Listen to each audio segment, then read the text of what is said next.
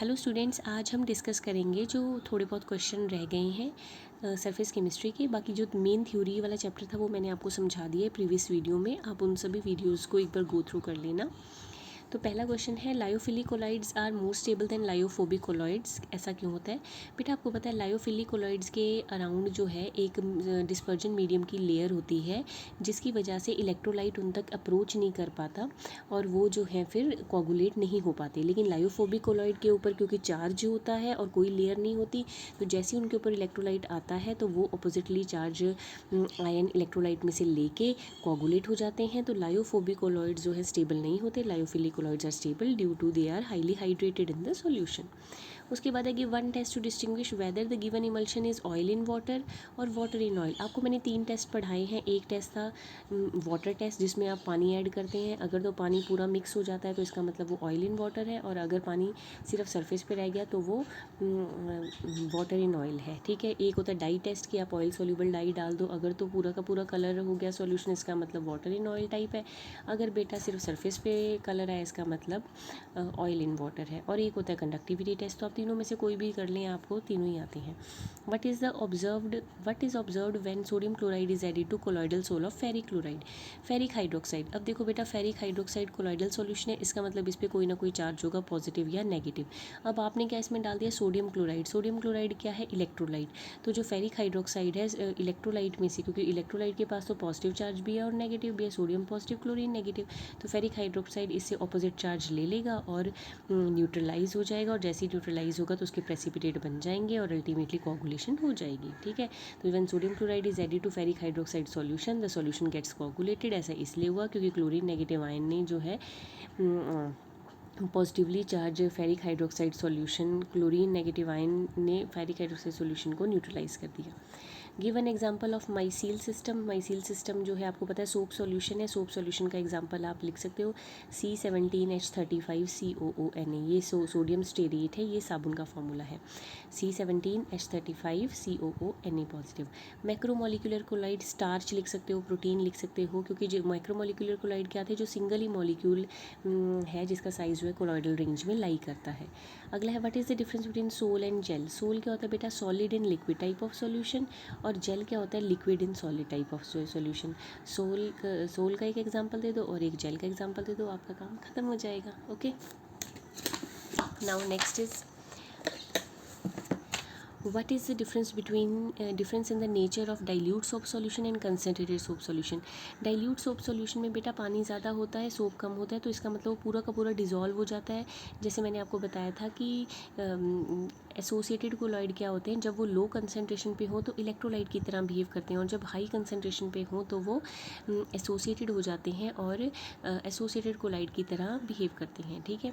तो अगर आपका सॉल्यूशन जो है डाइल्यूट सोप सॉल्यूशन है तो वो ट्रू सॉल्यूशन की तरह बिहेव करेगा, पूरी की पूरी तरह डिज़ोल्व हो जाएगा। लेकिन अगर कंसनट्रेटेड है, उसमें सोप का अमाउंट ज़्यादा है, तो फिर वो एसोसिएटेड होकर कोलॉइडल सॉल्यूशन की तरह बिहेव करेगा। What happens when colloidal sol of ferric hydroxide and arsenic oxide are mixed. आपको पता है कि ferric hydroxide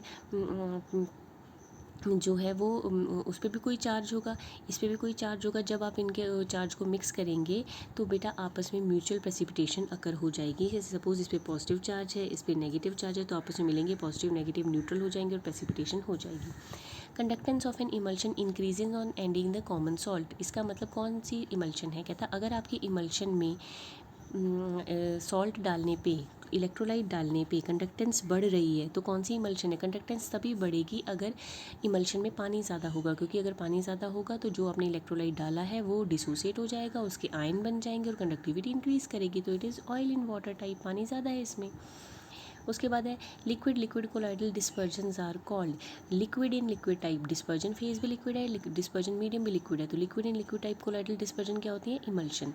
the enthalpy of chemisorption is dash than the enthalpy of physisorption. Chemical adsorption की जो enthalpy होती है, हीट होती है, वो आपको 80 से 400 थी, और जो फिजिकल एड्जॉर्प्शन की थी बेटा वो 80 से 100 के बीच में ही थी। तो इसकी जो केमीजॉर्प्शन की हीट है वो ज़्यादा होती है, मोर होती है। The scattering of light by colloidal dispersion is known as Tyndall effect. The zigzag motion of colloidal particle is called Brownian movement. तो ये आपको आते हैं। Next is, what happens when freshly precipitated ferric hydroxide is shaken with little amount of FeCl3। आपको याद होगा मैंने आपको बताया था कि जब फेरिक हाइड्रोक्साइड है, फेरिक हाइड्रोक्साइड के ऊपर कोई चार्ज नहीं है, ठीक है। ये इसके जो मॉलिक्यूल हैं एक दूसरे के क्लोज हैं और ये न्यूट्रल है। Right now this is neutral, ठीक है। तो इसके PPT बने हुए हैं, लेकिन जैसे ही आप इसमें FeCl3 ऐड करोगे, दैट इज़ इलेक्ट्रोलाइट, उस पर आयरन 3 पॉजिटिव है, 3Cl नेगेटिव है।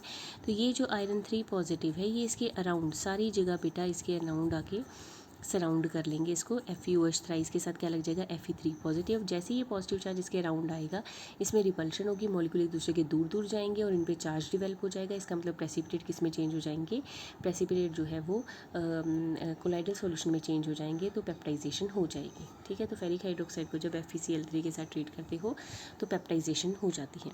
उसके बाद give example of the liquid disperse in solid, मतलब लिक्विड इन सॉलिड। जेल का एग्जांपल देना है, आपको पता है जेली और चीज़ होते हैं, ठीक है। What does reciprocal of gold number indicate. Gold number का बेटा रेसिप्रोकल क्या होगा, reciprocal of gold number is the measure of protective power of colloid. Gold number क्या था, उसकी डेफिनेशन याद करो कि 10 ml 10% रेड गोल्ड सोल है, उसमें हमने जो है 1 ml 10% NaCl डाला।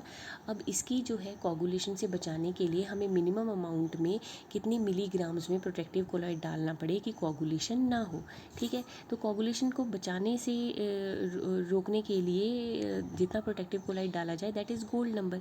अब इसका उल्टा क्या है गोल्ड नंबर का कि प्रोटेक्टिव पावर ऑफ कोलॉइड की कितनी प्रोटेक्टिव पावर है कोलॉइड की, smaller the value of gold number greater will be the protecting power.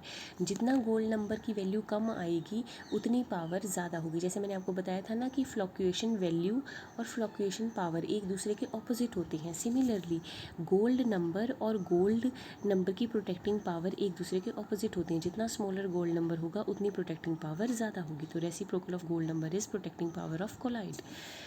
अगला क्वेश्चन है, देखो 50 ml of gold sol need 0.05 milligram gelatin as a protective colloid, calculate gold number. अब आपको पता है कि गोल्ड नंबर किसके लिए होता है, 10 ml 10% गोल्ड सोल के लिए होता है गोल्ड नंबर, ठीक है। और हमें दे रखा है 50 ml के लिए, तो 50 ml के लिए कितना गोल्ड सोल्ड आपको रिक्वायर्ड है, 0.05 मिलीग्राम, ठीक है। और आपको कितने के लिए चाहिए, 10 ml के लिए चाहिए। तो 50 ml के लिए अगर 0.05 मिलीग्राम है तो 10 ml के लिए कितना चाहिए, 0.005 मिलीग्राम, ठीक है। तो गोल्ड नंबर कितना आ जाएगा, 0.005। Next is 100 ml of colloidal solution is completely precipitated by 5 ml of 1 molar NaCl solution. Calculate the coagulation value of NaCl। कहता 100 ml आपका कोलाइडल सॉल्यूशन जो है वो कम्प्लीटली प्रेसिपिटेट हो जाता है कितने इलेक्ट्रोलाइट से, 5 ml इलेक्ट्रोलाइट से कम्प्लीटली कोगुलेट हो जाता है। आपने अब बताना है कोगुलेशन वैल्यू। ओके बेटा, आज का लेक्चर यहीं ख़त्म करते हैं, कल देखेंगे बाकी।